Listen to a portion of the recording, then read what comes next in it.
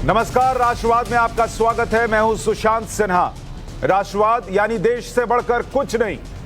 और आज जब बात देश की, बात राष्ट्रवाद की, तो दो अहम मुद्दे जिन पर हम डिबेट करेंगे। डिबेट नंबर 1, पहले हम बात करेंगे कश्मीर फाइल्स का सबसे बड़ा साइड इफेक्ट सामने आ चुका है।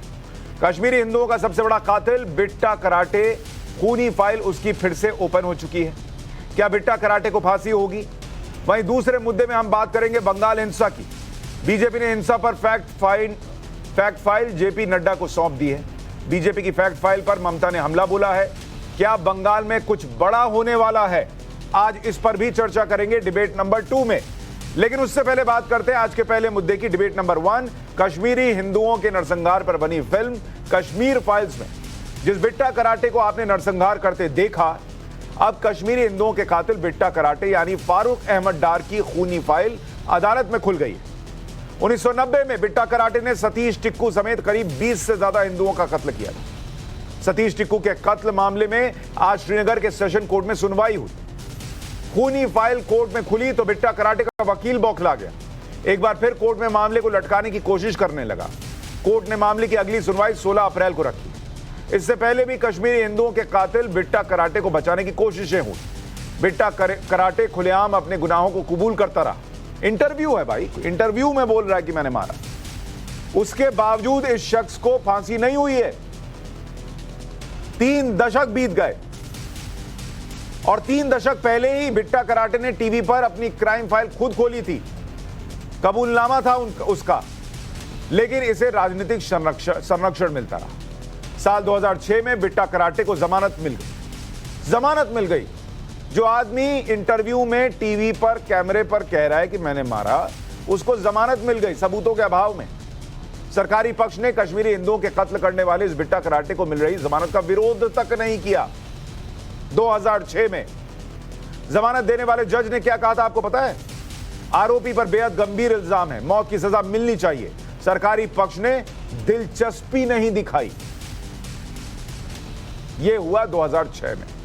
अब जरा समझने की कोशिश करते हैं कि बिट्टा कराटे को आखिर राजनीतिक संरक्षण दे कौन रहा, किन पर आरोप है। 2006 में गुलाम नबी आजाद जम्मू कश्मीर के मुख्यमंत्री थे। बिट्टा कराटे की जमानत का विरोध ही नहीं किया।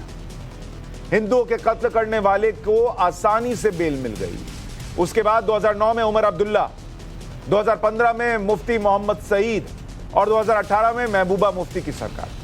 इन सरकारों ने कभी भी बिट्टा कराटे को फांसी दिलाने या उस पर कार्रवाई करने की जहमत ही नहीं उठाई, शिद्दत से कोशिश ही नहीं की। लेकिन अब बिट्टा कराटे की फाइल फिर से खुल चुकी है। बिट्टा कराटे का हिसाब होकर रहेगा। बीजेपी नेता रविंद्र रैना ने कहा है कि पिछली सरकारों ने बिट्टा को संरक्षण दिया, लेकिन अब उसे उसके अंजाम तक पहुंचाया जाएगा। उस वक्त की सरकारों ने, तब के एडवोकेट जनरल्स और सरकारी वकीलों ने अदालत में जिस तरीके से बिट्टा कराटे के खिलाफ सबूत पेश करने चाहिए थे, केस लड़ना चाहिए था, वो केस नहीं लड़ा गया और सबूतों के अभाव में ये बिट्टा कराटे जेल से छूटा। लेकिन इसने कई टेलीविजन चैनल्स के अंदर खुद इस बात को माना है कि इसने बेगुनाह कश्मीरी पंडितों का कत्ल किया। आज सतीश टिक्कू जो एक हमारे कार्यकर्ता थे, उसका कत्ल भी इसने किया था। उनके परिवारजनों ने दोबारा से अदालत का दरवाजा खटखटाया है इंसाफ के लिए और यकीनन इस बिट्टा कराटे के खिलाफ दोबारा से केस चलना चाहिए। जो पाप, जो गुनाह इसने किए हैं, कश्मीर की धरती को इसने जो लहूलुहान किया है, इसको इसके कुकर्मों की, इसको इसके पापों की और इस बिट्टा कराटे ने जो अपराध किए हैं, इसकी सजा इस बिट्टा कराटे को जरूर मिलनी चाहिए। वहीं दूसरी तरफ कश्मीर फाइल्स को लेकर दिल्ली में भी हंगामा मचा हुआ है। केजरीवाल के बयान पर आज बीजेपी युवा मोर्चा ने दिल्ली में प्रदर्शन किया तो आम आदमी पार्टी ने बीजेपी पर केजरीवाल की हत्या करने का आरोप तक लगा दिया। ये तस्वीरें उस प्रदर्शन की जिसमें केजरीवाल के घर के बाहर बीजेपी के युवा मोर्चा ने प्रदर्शन किया था और वहां पर जो ये प्रदर्शन हुआ उसमें वहां कुछ रंग लगाया गया, बैरिकेड तोड़ा गया। लेकिन मनीष सिसोदिया आए और कहने लगे कि अरविंद केजरीवाल को मारने की साजिश। ये वही अरविंद केजरीवाल हैं जो जब सत्ता में आए थे तो कहते थे मुझे सिक्योरिटी नहीं चाहिए, मैं तो आम आदमी हूं। फिर सिक्योरिटी भी मिली, बंगला भी मिला, अब उनको जान से मारे जाने का खतरा भी सताने लगा, और वो भी निहत्थे कार्यकर्ताओं से। लेकिन आज हम बात बिट्टा कराटे की कर रहे हैं। पॉलिटिक्स जो चल रही है वो आपको बस दिखा दिया। आज के सवाल डिबेट नंबर 1 में, बिट्टा कराटे को अब फांसी मिलना तय है क्या?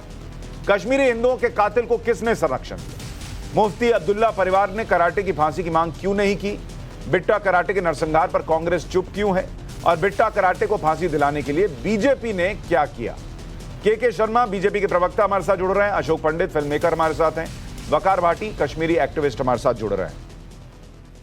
अशोक पंडित जी, इतना लंबा इंतजार है और अब फिर से सुनवाई शुरू हुई है, क्या ऐसा है कि माना जाए कि इस बार बिट्टा कराटे जो है उसे फांसी हो सकती है, उसे सजा मिल सकती है, और पहले क्यों नहीं मिली?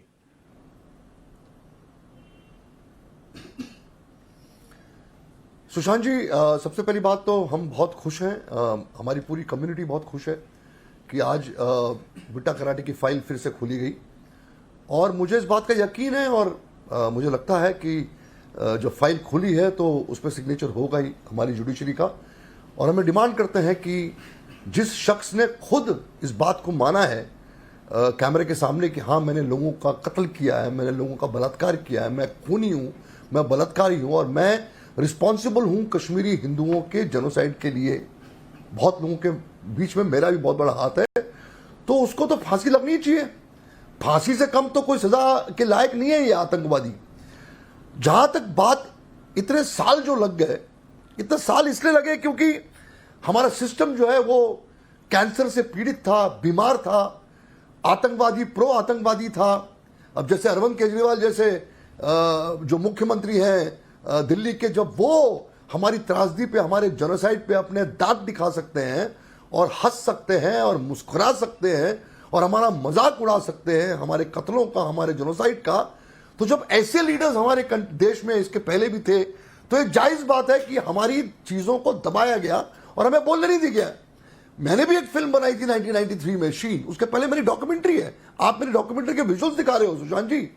इन्होंने दबा दिया, हमारी पूरी आवाज को, हमारे गले को घोटा इन लोगों ने, हमें बात नहीं करनी दी। अब क्योंकि नया भारत है, लोगों ने, मैं शुक्रगुजार हूं विवेक अग्निहोत्री का जिन्होंने इतनी अच्छी फिल्म बनाई और हमारी आवाज को आवाज दी लोगों के सामने। कितनी बड़ी विडंबना है कि त्रासदी को पे असर करने के लिए या एक क्राइम को एक्यूज करने के लिए, क्रिमिनल को लटकाने के लिए या फांसी देने के लिए या एक्यूज करने के लिए एक फिल्म की जरूरत पड़ती है इस देश में।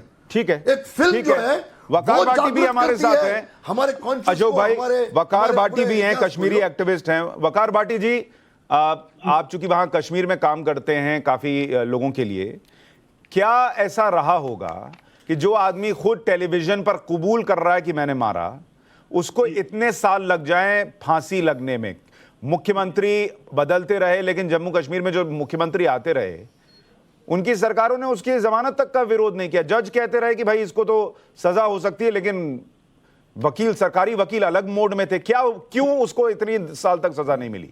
जहां तक मैंने सुना है कि बिट्टे कराटे ने ये बोला होगा कि जिस स्टेटमेंट का हवाला आप लोग दे रहे हैं कि उसने टीवी पे ये माना था कि मैंने इतने मर्डर किए थे, इतने कश्मीरी पंडितों को मैंने मारा है, तो उसने ये बात खुद फिर एक बार टीवी चैनल में दोबारा इसने आर्टिकल लिखे हुए हैं जिसमें इसने ये बोला होगा बिट्टा कराटे ने कि वो सब मेरे से दबाव में प्रेशराइज करके मुझसे बुलवाया गया है। एक दबाव में? किसके दबाव में? बिट्टा कराटे दबाव में था? उसने पुलिस के लिए बोला था, उससे वो रेस्ट था। जहां तक उसने बोला, मैं नहीं बोल रहा हूँ, ये उसकी बात है। तो ये तो विश्वास करने लायक नहीं है ना। आप भी जानते हैं बिट्टा कराटे जिसके दबाव में, जिसकी बंदूक के डर से लोग छोड़ छोड़ कर जा रहे थे, उससे उस दौर में कौन दबाव में बुलवा लेगा कि मैंने मर्डर किया है? सर पूरी बात कर दूं ना, आगे नहीं, मैं इसलिए कह रहा हूं वकार भाई कि अगर इस चीज को हम कहीं से चर्चा में भी लाएंगे ना तो ऐसा लगेगा जैसे हम उसके इस बात पे विश्वास कर सकते हैं। कोई वकार भाटी से जबरन, आज की तारीख में भी जबरन बुलवा सकता है कि मैंने कश्मीरी हिंदुओं को मारा है, आप नहीं बोलेंगे। आपके सिर पे बंदूक रख देगा तब भी आप नहीं बोलेंगे। मुझे अभी नाम नहीं याद, गुजरात का एक शख्स है जिसने खुद बोला हुआ कि मैंने कि इतने मुसलमानों को जिंदा जलाया था, तो उसको भी आज तक सजा नहीं मिली। तो उसने नाम नहीं याद है तो बोल रहे, तो फिर कैसे बात होगी? नाम बताइए उसका। सबको पता सर, अभी गूगल पर सर्च करिए। नहीं, मुझे नहीं पता, आप नाम बताइए। इतना पता है तो आपको नाम क्यों नहीं याद है? बोला अभी मुझे नाम, आप बिट्टा कराटे पे रहिए, छोड़िए बिट्टा कराटे। हाँ, आगे आने दीजिए ना। हाँ बोलिए। ठीक है, आपने फाइल खोली, अच्छा किया। अदालत में केस चलेगा, अदालत जो जजमेंट देगी उसको फांसी देती है, उम्र कैद देती है या बाइज्जत बरी करती है, ये हमें इसका उस जजमेंट का इंतजार करना चाहिए। उससे पहले हमें टीवी चैनल पर किसी को आतंकी नहीं बोलना चाहिए, क्योंकि जब तक कोर्ट, क्योंकि भारत में जजमेंट आती है अदालतों से, अदालतें फैसला करती हैं कौन आतंकी है, कौन क्रिमिनल है। हाँ, अदालतें फैसला करती हैं, लेकिन कोई आदमी टेलीविजन इंटरव्यू में खुद बोलेगा मैंने मारा है, तो हम क्या करेंगे उसका? हम उसको बोलेंगे आतंकी है। आपको दिक्कत हो सकती है। अशोक पंडित आपको जोड़ना चाह रहे हैं। फिर आप बाद में हम पर इल्जाम लगाते हैं कि हम खिलाफ हैं आपके। आप पूरी बात करने दीजिए, हम जो चाह रहे हैं। सुनिए सर, सुनिए, अब जोर मत लगाइए महाराष्ट्र से बैठ कर, जोर लगाइए आप, अब जोर मत लगाइएगा, आराम से सुनिएगा। मेरा कहने का मतलब ये है कि मैं जम्मू कश्मीर का नागरिक हूँ, जम्मू कश्मीर में रहता हूँ, जम्मू कश्मीर में फाइट करता हूँ। मेरे भाई को भी 25 गोलियां लगी हुई हैं। यहाँ हाल ही कश्मीरी पंडितों के दर्द नहीं है, दर्द हमारे घरों में भी है। ठीक है, तो आप कहते हैं कि कश्मीरी पंडितों के ऊपर किसी ने चर्चा नहीं की। मुझे 5 साल हो गए नेशनल टीवी पे डिबेट करते हुए, कोई ऐसा दिन नहीं है जहां कश्मीरी पंडित उस डिबेट में हिस्सेदार ना हो। तो कश्मीरी पंडितों की हमेशा चर्चा हुई है। इस चीज को 32 साल में आपको मानना पड़ेगा। हर टीवी चैनल पे कश्मीरी पंडित बैठा होता है। हाँ, ये बात सही है कि जो कश्मीरी पंडित टीवी चैनल पर बैठा हुआ है वो 99% कश्मीरी पंडित जो जम्मू में कश्मीर में रह रहा है गरीब, उसके लिए दुकान खोल के बाहर टीवी चैनल में बैठ के इंडस्ट्री में पैसा कमाता है, करोड़ों रुपए का बिजनेस करता है, तजारत करता है, कोई यूके में करता है, कोई ब्रिटेन में करता है, कोई अरब देश में करता है। अरे भाई, वो जो भी करता है, कम से कम बिट्टा कराटे को यहाँ बैठकर ये तो नहीं बोलता कि मैं कोर्ट के फैसले का इंतजार करूंगा। जो आदमी टीवी पे खुद बोल चुका है। आपका और बिट्टा कराटे का क्या रिश्ता है? बताइए, जो आप उसको डिफेंड कर रहे हैं, क्या रिश्ता है आपका और बिट्टा कराटे का? तो फिर क्यों डिफेंड करते हैं? फिर मसला वही आता है ना। मैं इस शख्स को जवाब देना चाहता हूं। अब रुकिए, 1 मिनट रुक जाइए। के शर्मा भी जुड़ गए, 1 मिनट रुकिए। अशोक पंडित आपको जवाब दे रहा है। वकार पार्टी, 1 मिनट वकार पार्टी। अशोक पंडित जवाब दीजिए, फिर उसके बाद आपके पास आऊंगा। अशोक पंडित, ना वकार पार्टी रुकिए, मैंने सुन लिया। वकार पार्टी मैंने सुना। अशोक पंडित बोलिए, अशोक पंडित बोलिए। सुशांत जी, इनको तकलीफ ये है, इन आतंकवादी सपोर्टरों को यह तकलीफ है कि हम पढ़ लिख के अपनी जिंदगी में इनको मुंह तोड़ जवाब कैसे दे रहे हैं। इनको यह तकलीफ है कि हमने बंदूक नहीं उठाई। इनको यह तकलीफ है कि हम भीख नहीं मांग रहे हैं। इनको यह तकलीफ है कि हम अपनी लड़ाई लड़ रहे हैं। इनको यह तकलीफ है, अरे मैं लंदन में हूँ, अमेरिका में हूँ, कहा हूँ, इनको क्या मालूम है कि मैं कहा था? इनको क्या पता है?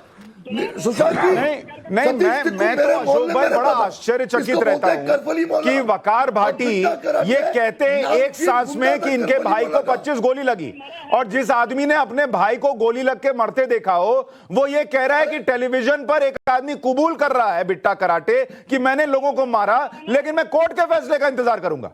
ये लोग ये बात कैसे कहते हैं दूसरी सांस में? क्या कनेक्शन है, क्या रिश्ता है, मैं समझ नहीं पाता। के शर्मा जी, अरे भाई सुनिए, अभी वकार भाटी रुक जाइए।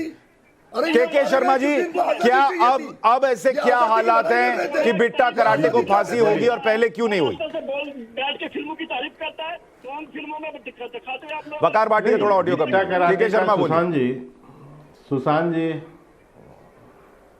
सुशांत जी, बिट्टा कराटे का जो केस है वो आपके संज्ञान में है, और आप ये समझ सकते हैं कि जब उसने ये कबूला था और जब उसको पकड़ा गया था, इसके बाद 2006 में उसको कोर्ट से जो अगेंस्ट कोर्ट में एक तो जो बिट्टा कराटे था एक साइड से वो लड़ रहा था, लेकिन उसके अगेंस्ट कौन लड़ रहा था? उसके अगेंस्ट लड़ रही थी वहाँ की गवर्नमेंट।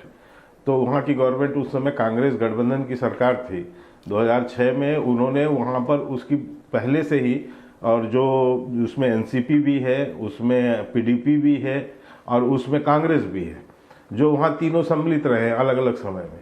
किसी ने भी इस केस की सही से इसको परसू ही नहीं किया। केवल बिट्टा कराटे का मामला नहीं है वहाँ पर सुशांत जी, ऐसे कई अपराधी और थे जिनके केस को बहुत कमजोरी से लड़ा गया, या कुछ लोगों के केस इन्होंने वापस ले लिए, जैसे आपको पहले भी जब कश्मीरी पंडितों के साथ जो घटनाएं हुई उसके पहले का यदि आप भी प्रकरण याद रखें तो उस समय फारूक अब्दुल्ला जी की और कांग्रेस की सरकार थी।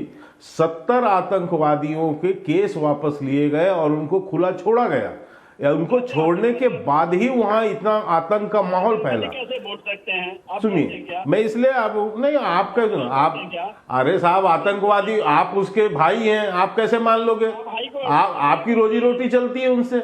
वकार जैसे लोगों की तो रोजी रोटी जो है, आपकी रोजी रोटी उन्हीं एजेंट में हमें पता है भारती साहब। अरे वकार भाटी, आपको उनको आतंकवादी बोलने के लिए क्या सबूत चाहिए? जब तक कि वो वहां पर बम नहीं फोड़ देंगे खुद पहनकर, तब तक उनको आतंकवादी ना बोले।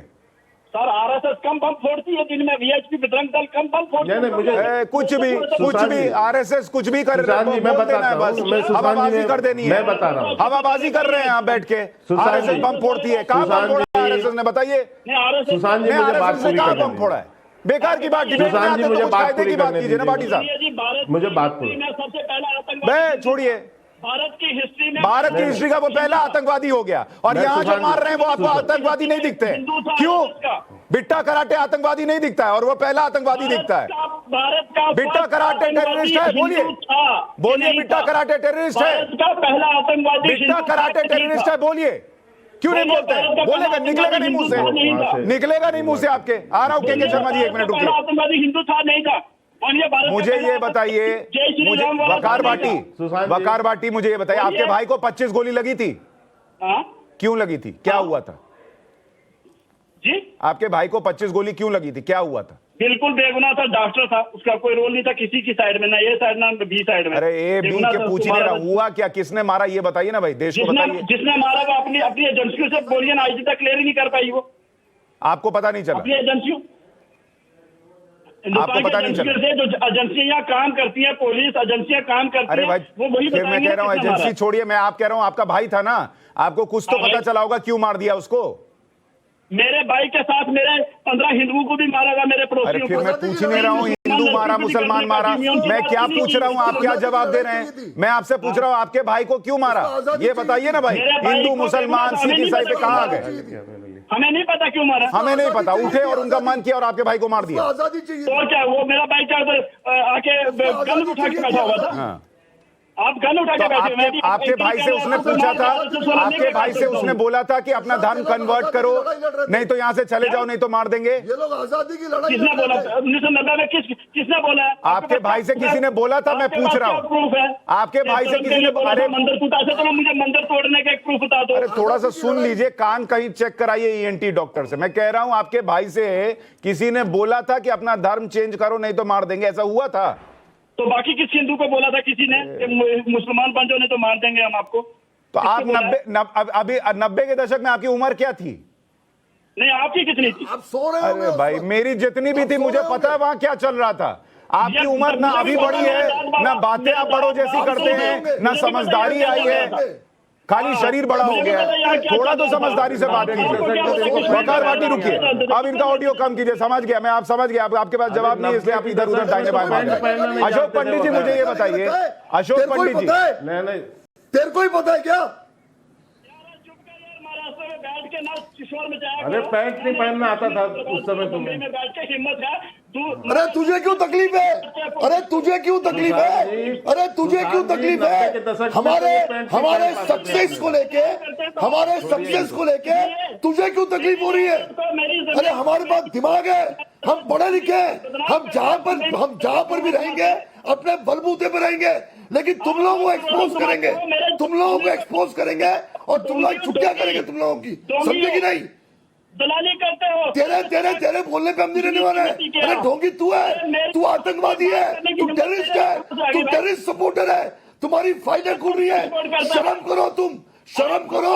तुम्हारा हंसन होने वाला है। एक मिनट अशोक भाई, एक मिनट अशोक भाई, एक मिनट दिन भर गए अशोक भाई, एक मिनट। शर्म करो। वकार भाटी, आपके भाई को जिसने मारी गोलियां 25 गोलियां, वो टेररिस्ट था कि नहीं था? आजादी की लड़ाई वकार भाई की लड़ाई लड़ रहे थे। आपके भाई को, एक मिनट अशोक भाई, एक मिनट अशोक भाई, एक मिनट, बड़ा इंपॉर्टेंट सवाल है।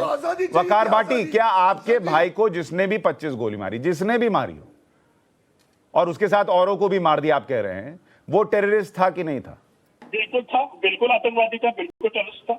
क्यों अभी तो उसका कोर्ट का फैसला नहीं आया उस पे? अभी तो आप कह रहे थे बिना कोर्ट का फैसला आए को टेररिस्ट नहीं बोल सकते। क्यों नहीं बोल सकते?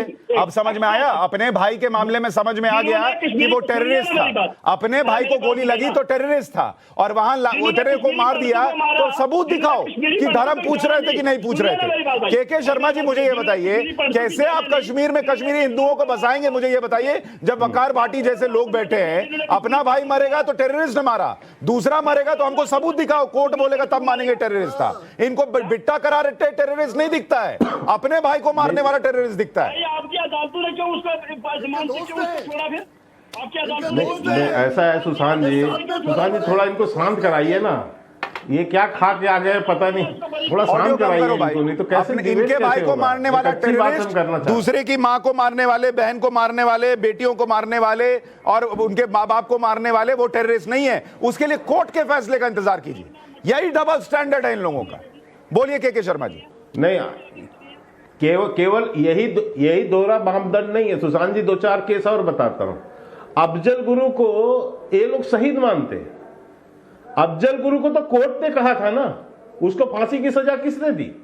आतंकवादी घटनाओं की दी है। लेकिन ये नारे क्या लगाते हैं वकार भाटी जैसे, ये अफजल गुरु हम तो शर्मिंदा है, मैंने कब लगाया? ये नारे लगाते हैं वकार भाटी जैसे लोग। तो ये कश्मीरी एक्टिविस्ट नहीं है, ये एक्चुअल में पाकिस्तानी एक्टिविस्ट हैं। जो आतंकी वहां पर जो फैक्ट्री, वहां जो आतंक उस समय जो फैला, उसमें यही लोग थे।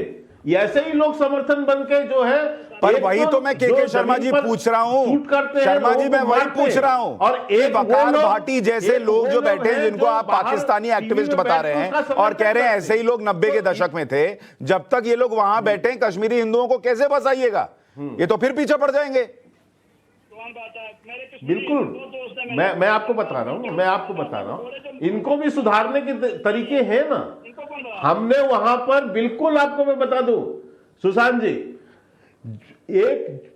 जब वहां मस्जिदों से कैलेंडर जारी होते थे, कैलेंडर ही नहीं बल्कि चुन चुन के नाम भी घोषित किए जाते थे, वो सारी प्रक्रियाओं को हमने बंद किया है। युवाओं के हाथ में यही लोग जो थे पत्थर देते थे, पैसा देते थे। आज वो सारी एक्टिविटीज को भी हमने वहां पे बंद किया है। और ये वकार भाटी जैसे लोग जो टीवी में बैठकर आतंकियों के समर्थन में बात करते हैं, इनको भी जो है सीधे रास्ते पे लाना, ये भी हमारा काम है। और हम नहीं लाएंगे, कश्मीर की जनता ही लाएगी। कश्मीर की जनता ने ही वहां के युवाओं के हाथ से पत्थर छुड़वाया है। ठीक है, वकार भाटी वो कह रहे हैं कश्मीर की जनता आप लोगों को लाइन पर ले आएगी, वकार भाटी, और वही जनता इनको, इस वकार भाटी जैसे लोगों को भी सीधा करेगी। इसमें कोई अब उनको सुन लीजिए सर, सुन लीजिए के शर्मा जी, सुन लीजिए वकार भाटी बोलिए। सुनिए, जम्मू कश्मीर की आवाम मेरे साथ कितनी है, थोड़ा सोशल मीडिया में जरूर जाके एक बार देख लीजिएगा, ठीक है। दूसरी बात, मैं कश्मीरी पंडितों के खिलाफ नहीं हूं, मैं हिंदुओं के खिलाफ ही हूं। हिंदू मेरे भाई हैं, मेरे दोस्त हैं, मेरे मित्र हैं, और वो हिंदू मेरे दोस्त मित्र हैं जो जम्मू कश्मीर में फेस कर रहे हैं। जो लोग यहाँ मिलजुल के हम लड़ाई लड़ रहे हैं, वो लोग मेरे दोस्त भाई नहीं है जो महाराष्ट्र से, दिल्ली से बैठ के राजनीति करते हैं 32 साल से। एक बार भी जम्मू कश्मीर में अपने हिंदू भाइयों का ख्याल रखने के लिए नहीं आए। वो एनजीओ बना के तजारत करते हैं, फिल्में बना के 200 करोड़ कमाते हैं। ऐसे हिंदुओं के साथ नहीं है हम लोग। हम उस हिंदू के साथ हैं जो हिंदू हमारे सर, हिंदू को छोड़ दीजिए, हिंदू को थोड़ी देर छोड़ दीजिए। बुरहान वानी के जनाजे में जाने वाले मुसलमान आपके दोस्त हैं कि नहीं? क्या? बुरहान वानी के जनाजे में जाने वाले मुसलमान आपके दोस्त हैं कि नहीं? हिंदू छोड़ दीजिए। आपको ना, और एक बात मैं आपको याद दिला देता हूँ, आप बुरहान वानी को क्यों नहीं भूलते भाई? अगर आपको इतना ही कैसे भूलूं सर, कैसे भूलूं? मेरे साथ दिक्कत है ना सर, मेरा भाई नहीं मरा तो मुझे दूसरे के भाई के मरने का दर्द समझ में नहीं आएगा। ये मेरे साथ नहीं होता, आपके साथ होता है। आपका भाई मरेगा, जो मारेगा वो टेररिस्ट है। बुरहान वानी दूसरों को मार रहा था, आपके भाई को नहीं मारा उसने, तो वो टेररिस्ट नहीं था। आपको बुरहान वानी एक्टिविस्ट दिखेगा, आपको बुरहान वानी हीरो दिखेगा। जो भी बेगुनाह का कत्ल करेगा, जो भी बेगुनाह का कत्ल करेगा, हिंदू मरे, मुसलमान मरे, तो बिट्टा कराटे को बोलिए टेररिस्ट। बिट्टा कराटे टेररिस्ट है, तो आपकी अदालतों ने उसको बरी क्यों किया था? पहले अरे भाई, अब बरी नहीं किया, बरी नहीं किया। सरकारों ने क्या किया उसकी चर्चा कीजिए, अदालत ने नहीं किया। जो आदमी टेलीविजन पर बैठकर बोल रहा था, उसको बोलने में आपको दिक्कत है। अफजल गुरु टेररिस्ट था कि नहीं? पहली बात सुनिए, अफजल गुरु टेररिस्ट था कि नहीं सर, बताइए। खुल के करिएगा। अफजल गुरु के पीछे देविंदर सिंह भी था जो ये इस जोगिंदर NIA की सिंह। कस्टडी में है। ये अशोक पंडित जी, कैसे थोड़ी ईमानदारी उधर भिजवाई जाए इनके लिए, कोई पार्सल, कोई कुरियर। देखिए कितना बढ़िया 4G नेटवर्क चल रहा है एकदम, एक बार इनका नेटवर्क गया नहीं, एक साल में इतना छाती पीटे ये लोग कि नेटवर्क नहीं दिया, नेटवर्क नहीं दिया। देखिए एकदम लाइव धकाधक आ रहे हैं। अच्छा, मैं एक सवाल पूछूं आपसे? नहीं, मुझसे मत पूछिए। आप बड़े ईमानदार। नहीं, मैं मुझसे मत पूछिए, सुशांत जी, ये मुझसे कमाल मत के पूछिए, मैं कलाकार सवाल लोग हैं। पूछने के लिए बैठा हूं यहाँ पे। ये कमाल के कलाकार लोग हैं सुशांत जी। हाँ मेरा आपसे एक सवाल है 30 के। सुशांत जी, ये कमाल के कलाकार लोग हैं। इनको अलग अलग भाषा, अलग अलग जगह आती है करनी। ये कश्मीर में आतंकवादियों के साथ हैं, फिर जम्मू आते हैं, फिर हमारे लिए रोते हैं, फिर दिल्ली आके अलग भाषा बात करते हैं। ये सब फारूक अब्दुल्ला के चेले हैं। और इनसे ये कहिए, ये कह रहे हैं, इनसे कहिए, इनसे ये भाई साहब से ये कहिए कि ये जो हमारी हत्याओं की बातें कर रहे हैं, ये हत्याएं हमारी इसीलिए है, हमारी हत्या इसलिए हुई है सुशांत जी। उसका मूल कारण एक ही है कि हम हिंदू थे और हम हिंदुस्तानी हैं। यही एक कारण है हमारी हत्याओं का। अगर तुम अपनी बातें कर रहे हो, अगर तुम अपनी बातें कर रहे हो, अगर तुम अपनी बातें कर रहे हो, अरे सुनना यार, अरे सुनना, तू मेरे को बताएगा नहीं, तू मेरे को नहीं बताएगा कि मेरे को कहाँ रहना है, कहाँ नहीं रहना है। तू कौन होता है मुझे बोलने वाला? अरे तू कौन होता है मुझे बोलने वाला? मुझे कहाँ रहना है, कहाँ आना, कहीं ना। अरे बकवास तू कर रहा है, 32 साल से बकवास तू कर रहा है। अरे 32 साल से बकवास तू कर रहा है। तू बकवासी है, तू टेररिस्ट है, तू आतंकवादी सपोर्टर है, तू बकवास कर रहा है। तू मुझे क्या बता रहा है, तू मुझे क्या बता रहा है? आतंकवादी के सपोर्टर हो तुम, आतंकवादियों के साथ उठते बैठते हो, आतंकवादी को खिलाते हो, आतंकवादी को खिलाते हो। वकार बाटी इस तरीके की भाषा का इस्तेमाल ना करें सर। आपको वो इस तरह से नहीं बोल रहे, आप भी उनको ना बोलिए।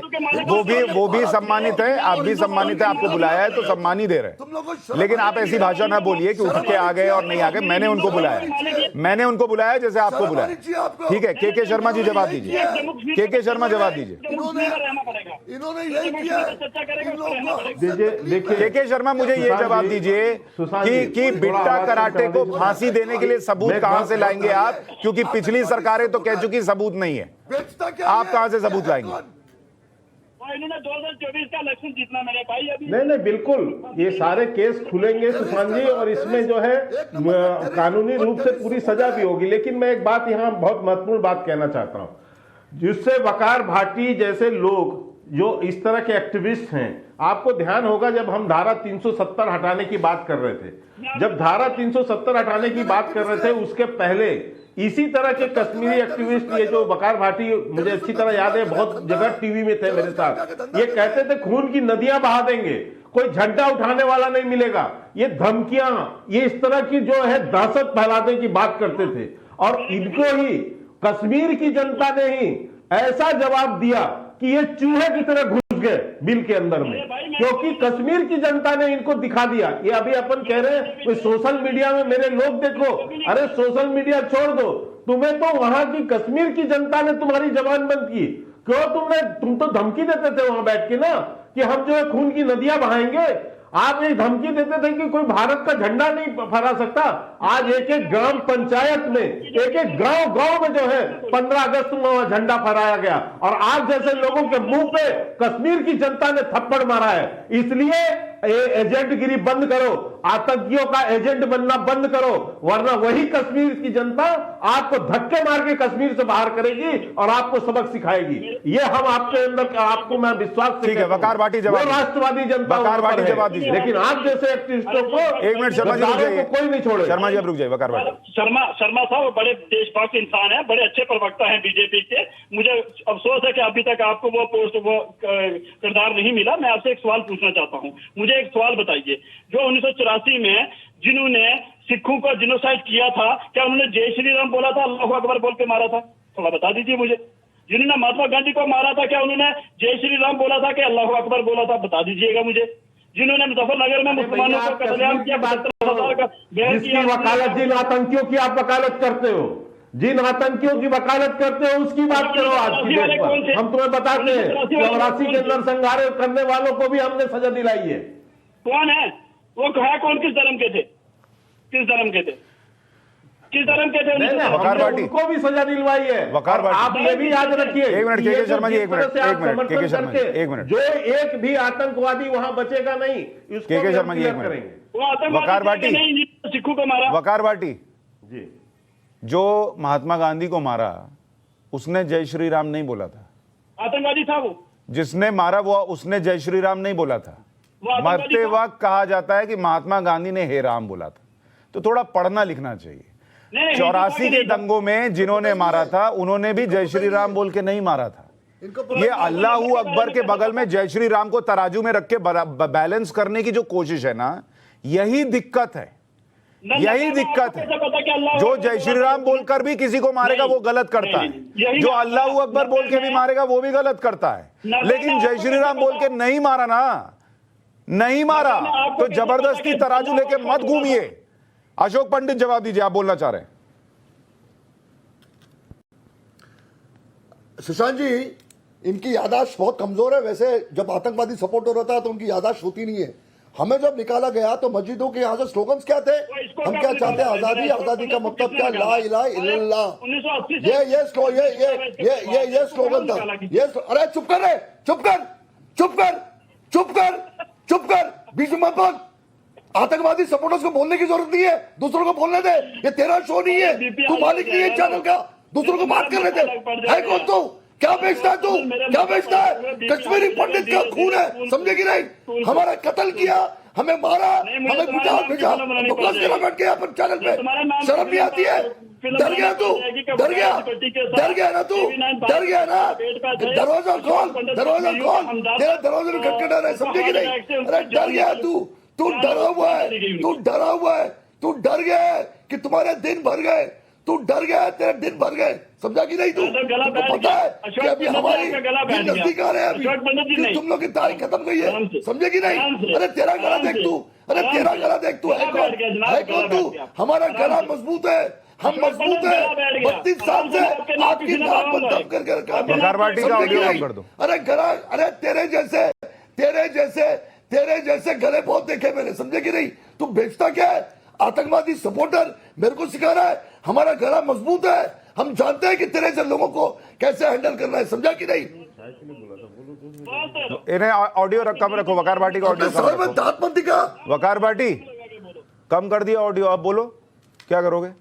उनको बोल रहे हो उल जलूल बातें और कह रहे हो गला फंस गया और ये हो गया वो हो गया, और ये जो दांत निपोर रहे हो उसमें अच्छे नहीं लग रहे हो, खराब लग रहे हो। अरे चीख है हमारी, लोगों के मरने की बातें हो रही है, इसमें एकदम अंदर की घटिया शक्ल लग रही है। आतंकवादियों के खिलाफ नहीं, तुम हंसो, आतंकवादियों के खिलाफ आवाज नहीं आई, ऑडियो नहीं उठाऊंगा, बोलते रहो, एक्टिंग करो इधर से उधर, और थोड़ा हंसो, अरविंद और हंसो, हंसने की कोई बात होगी, किसी के मरने पे हंसो। अरविंद केजरीवाल तुम्हारा भाई ऊपर से देख रहा होगा, वो भी सोच रहा होगा ये क्या मेरा भाई है कि किसी के मरने की डिबेट चल रही है, उस पर चर्चा चल रही है और हंस रहा है। तुम्हारे घर वाले देख रहे होंगे, वो सोच रहे, आवाज ही नहीं आ रही, बोलते रहो और हंसो, हंसो। आ रही है हंसी? नहीं आ रही अब हंसी? हंसो ना, हंसते क्यों नहीं हो? हंसी नहीं आ रही है। तरीके के लोग बैठ के चर्चा कर रहे हैं, हमारी त्रासदी, हमारे जेनोसाइड और उस पे हंस रहे हैं। सुशांत 32 साल से लोग यही कर रहे हैं, इन्होंने हंसा है हम पर, हमारा मजाक उड़ाया है, हमारी त्रासदी। अरे अशोक पंडित जी, जिन ने मजाक उड़ाया ना उनका मजाक उड़ेगा, इसलिए चिंता मत कीजिए। और वो जो बिट्टा कराटे है ना, उसकी भी चीजें तय होंगी, ये इसकी उम्मीद बनी और वो होगी। अब हमें सर डिबेट नंबर 2 में जाना है। वकार भाटी को पूरा वक्त है, इस कमरे में उस कमरे में कूद कूद के नाच नाच के जहां जहां हंसना हंसो। अब जाओ हंसो, और हंसो, बाहर जाके भी हंसो। हंसते हंसते बाहर जाना, लोग पूछेंगे इलाज की जरूरत है क्या है। अपने भाई की फोटो के सामने जाके भी हंसना, वो भी पूछेगा कि मेरे भाई तुम कैसे आदमी हो, इंसान तुमको किसने बनाया। अशोक पंडित जी आपका शुक्रिया, के शर्मा मेरे साथ बने रहेंगे। अब हम जा रहे हैं डिबेट नंबर 2 में, जिसमें चर्चा बंगाल के ऊपर। पश्चिम बंगाल के बीरभूम में हुई हिंसा पर बीजेपी की फैक्ट फाइंडिंग कमेटी ने आज अपनी रिपोर्ट सौंपी।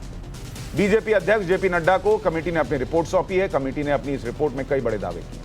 कमेटी की इस रिपोर्ट में ममता सरकार पर गंभीर सवाल खड़े किए।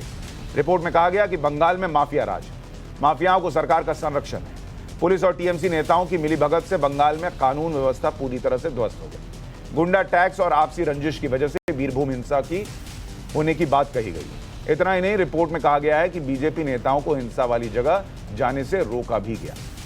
बीजेपी ने रिपोर्ट सौंपी तो ममता बनर्जी ने रिपोर्ट पर सवाल खड़े कर दिए। उन्होंने कहा कि राजनीतिक है ये रिपोर्ट और बंगाल को गुमराह करने का आरोप भी उन्होंने लगाया। एक बार ममता बनर्जी को सुनिए।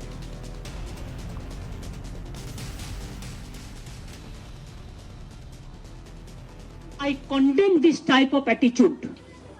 Government must see that when there is any incident happens in anywhere in the world, when investigation is on, there should not be any interference from the party side or from the any side. Investigation must be free and fair. And party interference means at this moment, it is absolutely misuse of power, abuse of power, and this misuse of power will mislead the investigation. Birbhum हिंसा हो या फिर बंगाल की विधानसभा में मारपीट का मामला, बंगाल में सियासत गर्म है। राज्यपाल धनखड़ ने भी एक दिन पहले गृह मंत्री अमित शाह से मुलाकात की थी और बंगाल के ताजा हालात के बारे में अवगत कराया था। कल बीजेपी सांसदों से प्रधानमंत्री मोदी की मुलाकात होनी है। ऐसे में सवाल है कि बीजेपी की फैक्ट फाइल में बंगाल का सच क्या है?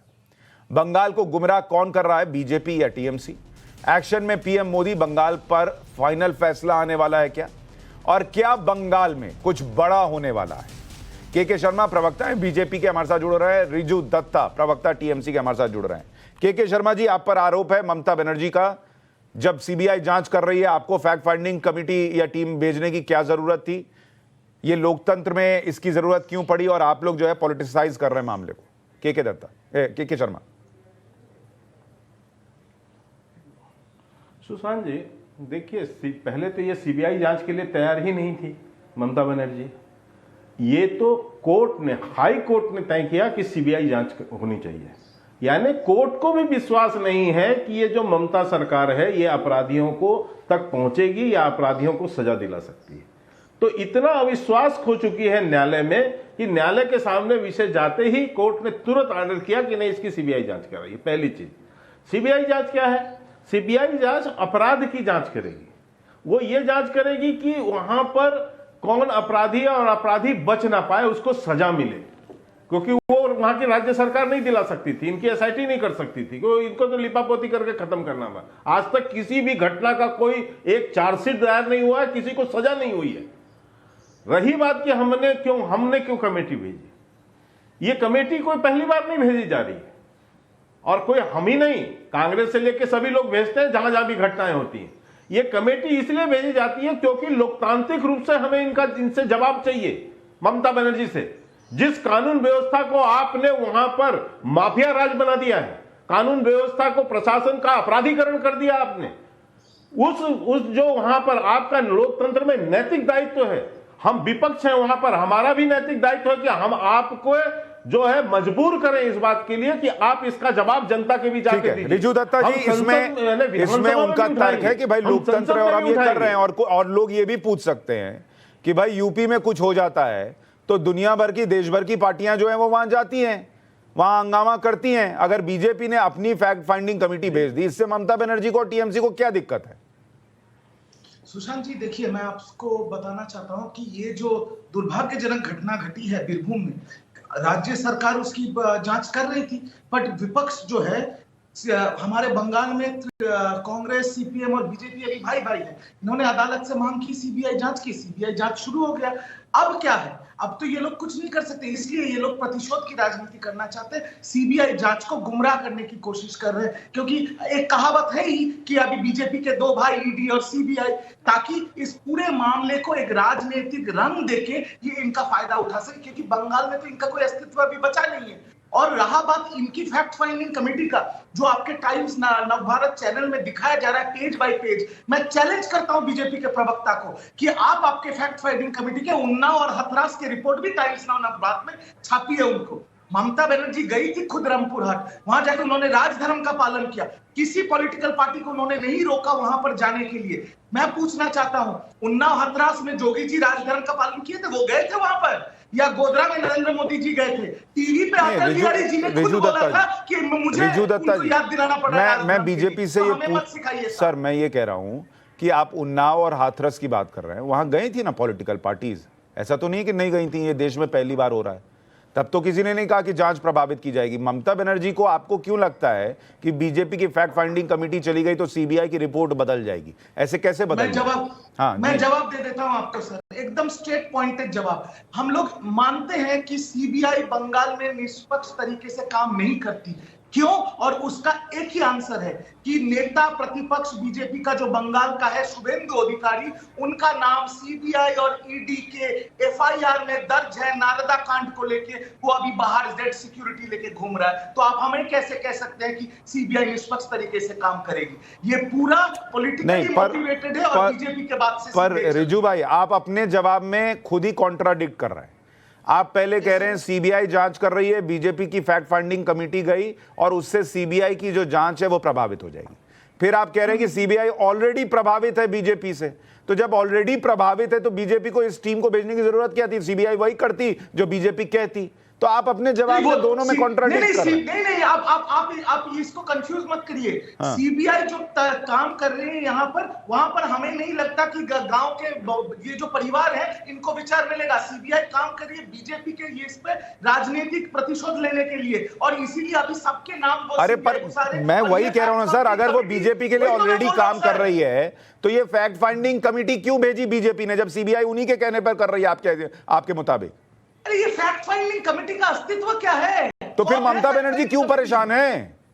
हम बिल्कुल भी परेशान नहीं है। अरे वो कह रही है अस्तित्व, आप अपनी बात काट रहे हैं। के शर्मा जी, आप वो कह रहे हैं सीबीआई जो है वो जांच ही नहीं करेगी ढंग से, आप लोगों के इशारे पर काम कर रही है।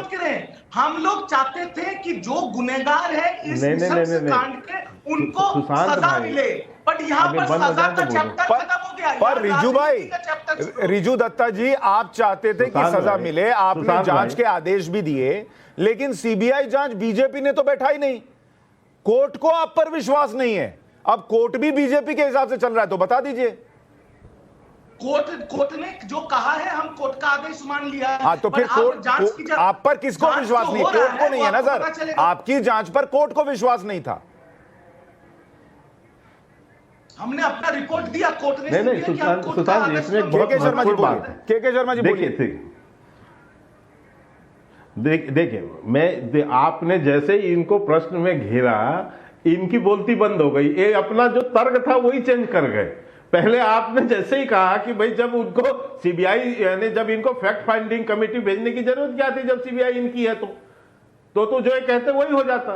तो ये घिर गए, तो ये फिर बात बदलने लगे, कह रहे उसकी वैल्यू क्या है कमेटी की, तो फिर काहे के लिए आप इतनी उछल कूद मचा रहे हैं? हमें कमेटी हम गई है, हम आए, हम मीडिया के सामने रखेंगे, उसके ऊपर आगे क्या एक्शन करना है वो करेंगे, आगे की कार्रवाई करेंगे, उसके आधार पर हमको करने दीजिए। आपको क्यों उसमें जो तकलीफ होने लगी है? तो इसलिए तकलीफ हो रही है क्योंकि सच्चाई सामने आएगी। और दूसरी बात सुशांत जी, इनका ट्रैक रिकॉर्ड क्या है इसको समझना पड़ेगा।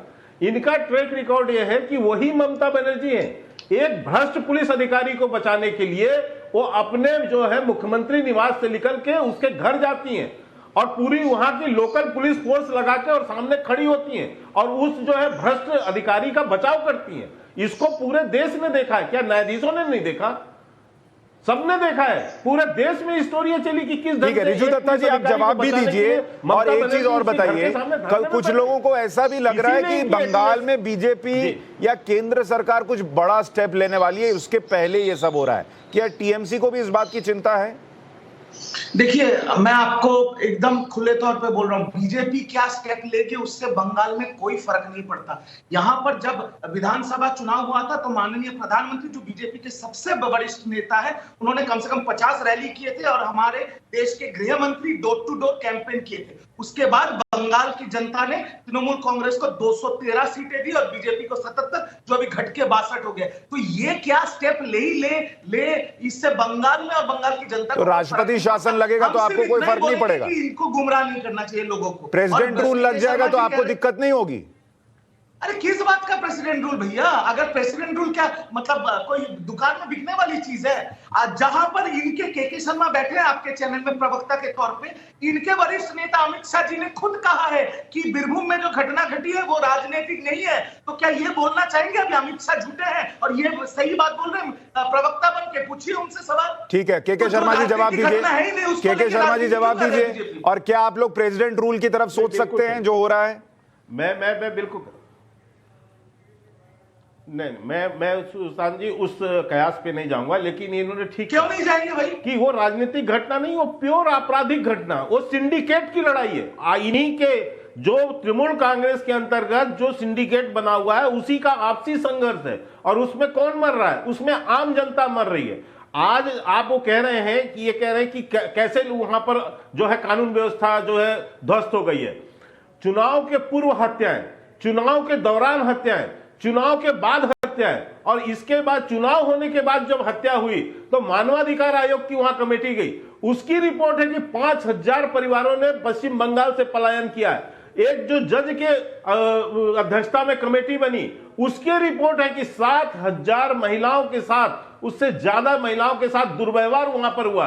एनसीआरबी की रिपोर्ट है कि 131 लोगों की वहां हत्या हुई है, जो है चुनावी हत्या। तो इस तरह से जो हत्यारी सरकार वहां बैठी है, जो एक खूनी सरकार बैठी है, और एक निर्मम बनर्जी जो बैठी है वहां पर, आज तक आज ये कह रहे हैं कि राज धर्म का पालन कर रही है। शर्मा जी एक मिनट, रिजू भाई आ रहा हूं आपके पास, रिजू दत्ता जी आ रहा हूं। के शर्मा जी मुझे एक बात बताइए, एक मिनट। के शर्मा जी, आपने वर्ड क्या यूज किया? हत्यारी सरकार, खूनी सरकार बैठी हुई है। तो फिर लगाइए प्रेसिडेंट रूल।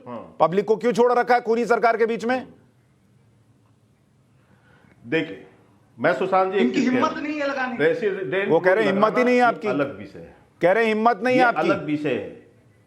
अरे हमें इसकी चुनौतियों की जरूरत है, हमें ऐसी चुनौतियों की जरूरत है। हम कांग्रेस थोड़ी ना है, हम कांग्रेस नहीं है सुशांत जी कि हम जो है कोई यदि मुख्यमंत्री आके उसमें एयरपोर्ट पे आके नमस्ते नहीं किया तो हम धारा 356 लगा के हटा देंगे। हम ये पार्टी नहीं है। हम कानून और नियम के साथ चलने वाले लोग हैं और हम चलेंगे।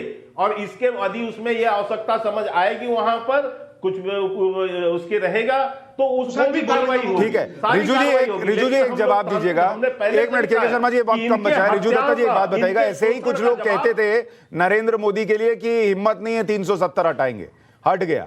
आपने इतनी बड़ी बात कह दी कि हिम्मत नहीं है प्रेसिडेंट रूल लगाएंगे, कहीं लग गया तब? देखिए, मैं फिर से आपको बता रहा हूं, इनकी हिम्मत नहीं है प्रेसिडेंट रूल लगाने की, नंबर 1।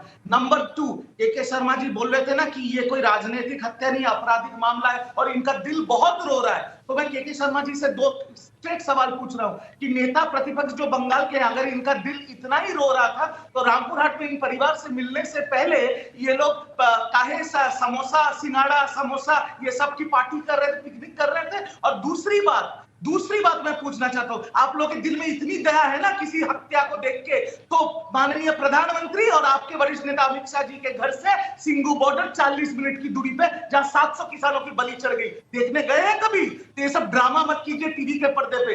ये जो अच्छा रिजू भाई एक बात बताइए, ममता बनर्जी जिस दिन मिलने गई थी पीड़ितों, ममता बनर्जी जिस दिन गई थी मौके पर, उन्होंने व्रत रखा था। कौन व्रत रखा था? ममता बनर्जी ने व्रत रखा था उस दिन। ये आपको कहा, ये मैं पूछ रहा हूं भाई, मैं पूछ रहा हूं, आपसे पूछ रहा हूं। नहीं, मुझे नहीं पता। सुनिए, नहीं, आप दूसरे का समोसा गिना रहे हैं कि जाने के पहले समोसा क्यों खाया? किसी से मिलने जाने के पहले अगर वहां आपका, अगर सुनिए सुशांत जी, अगर आपका टीम ने आपको सही रिपोर्ट नहीं दिया तो मेरे से सुन लीजिए और बंगाल का थोड़ा विजुअल्स ले लीजिएगा। जब बीजेपी की टीम जा रही थी रामपुर हाट, तो वहां पर एक टूरिस्ट लोकेशन है शक्तिगढ़ बोल के, वहां पर ये लोग बस खड़े करके समोसा और ये सब का पार्टी करके गए। कोई पॉलिटिकल पार्टी ऐसा नहीं किया और ये लोग दिखा रहे कि इनका दिल। शर्मा जी, आपने समोसा क्यों खाया? उस दिन व्रत रखना था ना आप लोगों को। ड्रामा करने की, ड्रामेबाजी की पार्टी है ये। नहीं, आपने बहुत सही प्रश्न पूछा कि ममता बनर्जी गई थी तो क्या व्रत रख के गई थी? तो उसका जवाब रिजू दत्ता के पास नहीं है, क्योंकि इनको विषय पे नहीं जाना है। दूसरी बात जो ये कह रहे हैं, वीरभूमि में हमें क्यों तकलीफ है? वीरभूमि में 9 लोगों को जिंदा जला दिया गया बेटे बेटियां छोटी छोटी बच्चियां दिल्ली माँ राइट में कितने लोगों को बुजुर्ग जलाया? इनको जिंदा सर, जलाया गया। लेकिन सर और मैं ये कह रहा हूँ ये कोई किसने बराबरी जलाया? का मामला नहीं ये हो सकता ना कि आपकी वहां माँ जलाया तो लीजिए, यहाँ भी आपकी जला सरकार के लोगों ने देंगे। जलाया। लेकिन बंगाल में जो हो रहा है उसको लेकर अब सीबीआई जांच कर रही है। सीबीआई जांच में क्या आएगा इस पर सबकी नजर भी होगी। रिजू दत्ता पहले ही कह चुके हैं सीबीआई की जांच पर शायद आपको भरोसा तो नहीं होगा, आप कह रहे हैं वो बीजेपी के इशारे पर काम करती है। तो ये सियासी लड़ाई कहां जाएगी इस पर नजर आएगी। आप दोनों का बहुत शुक्रिया आज राष्ट्रवाद में जुड़ने के लिए।